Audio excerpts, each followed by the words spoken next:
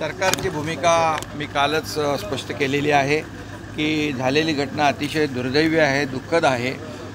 एक छोटा बच्चू आहे आणि त्याच्याबद्दल जे काही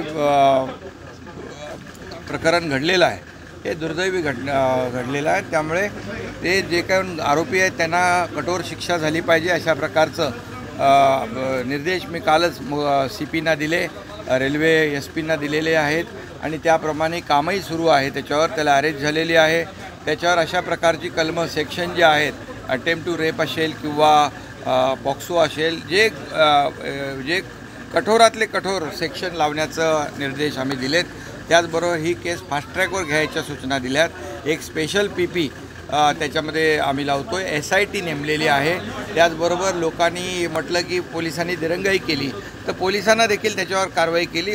तिथले स्थानिक वरिष्ठ पोलीस निरीक्षक आणि इतर अधिकारी यांना देखील निलंबित केलेलं आहे। त्यामुळे ओएसिस फर्टिलिटीच्या तज्ञांनी IVF उपचार पद्धतीद्वारे 1 लाखांहून अधिक जोडप्यांना मातृत्व प्राप्तीचा आनंद दिला आहे।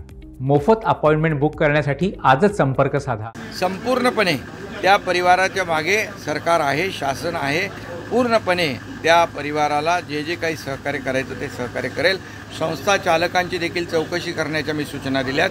त्याच्यावर देखील या मुलींना हँडलिंग करण्यासाठी तिथे मुलीच असल्या पाहिजे, महिला असल्या पाहिजे अशा प्रकारचे नॉर्म्स जे कोणी संस्था चालक पाळत नसतील त्यांच्यावर देखील कारवाई करण्याच्या सूचना मी शिक्षण मंत्री केसरकर यांना दिले। केसरकरांनी स्वतः तिथं जाऊन व्हिजिट केली, गिरीश महाजनांनी त्या स्पॉटला व्हिजिट केली आणि याच्यामधून एकच आहे की भविष्यामध्ये अशा प्रकारची दुर्घटना होऊ नये म्हणून जे काही नॉर्म्स आणि नियम आहेत या नियमावलीमध्ये आणखी स्ट्रिंजन आपण करू शकतो, अधिक कडक नियम करता येतील।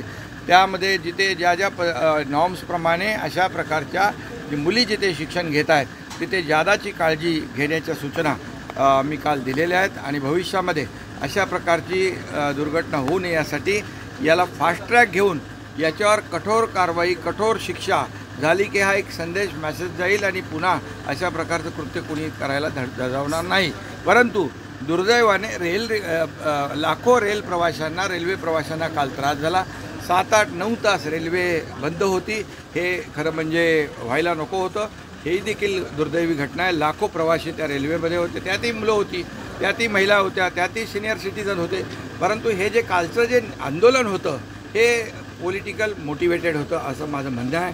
कारण इतक्या फटाफट कधी आंदोलन जेव्हा होतं ते स्थानिक लोक असतात, इथं स्थानिक लोक हाताच्या बोटावर मोजण्या इतके होते आणि इतर ठिकाणून गाड्या भरून भरून त्या ठिकाणी आंदोलनकर्ते आले होते आणि मंत्री महोदयांनी समजून त्यांच्या सगळ्या मागण्या ज्या मागण्या होत्या त्या सगळ्या पूर्ण केल्या तरी हटायचं काम नाव घेत नव्हते। याचा अर्थ त्यांना हे बदनाम करायचं होतं सरकारला आणि एवढ्या मोठ्या प्रमाणावर 8-9 तास रेल्वे रोखणं म्हणजे खरं म्हणजे हे देशाचं नुकसान आहे, रेल्वेच्या संपत्तीचं नुकसान आहे। आणि म्हणूनच हे अशा प्रकारचं एका छोट्या बच्चूचं राजकारण करायला खूप जागा आहे, त्याच्यामध्ये खूप इश्यूज आहेत, तिथे राजकारण केलं पाहिजे। या छोट्या बच्चूची दुर्दैवी जी घटना घडली त्याचं राजकारण करणं खरं म्हणजे ज्यांनी केलं आहे त्यांना लाज वाटली पाहिजे, शर्म वाटली पाहिजे। आणि मी हेही सांगतो या सगळ्या गाड्या भरून तिथे येऊन आंदोलन करते, सगळं त्याच्यामध्ये CC फुटेजमध्ये आहे, सगळे तुमच्या मीडियामध्ये आहे, सगळं ते पोलीस शोधतील ना। पोलीस त्यामध्ये त्यांना हे जे आले होते ते लेक लाडकी मुख्यमंत्री माझी लाडकी बहीण योजनाचे बोर्ड घेऊन आले होते। असे काय कुठे आंदोलन असतात का? ताबडतोब बोर्ड छापून आणतात म्हणजे मुख्यमंत्री माझी लाडकी बहिणीचे पैसे नको, मुलगी सुरक्षित पाहिजे, मुलगी बहीण लाडकी बहीण नको, सुरक्षित बहीण पाहिजे। सुरक्षित बहीण अभियान किंबहुना या राज्यातल्या बहिणींना सुरक्षा देण्याचं काम ती जबाबदारी आमची आहे, सरकारची आहे।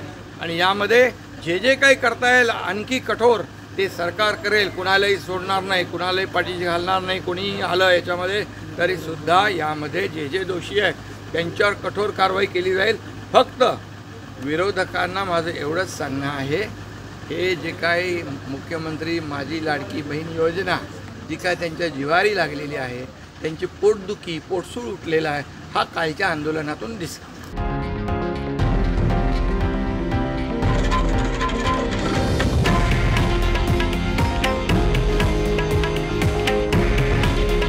हे आहे देशातील नंबर 1 न्यूज नेटवर्क आणि आपण पाहत आहात TV9 मराठी। काळजी तुमची, हित महाराष्ट्राचं.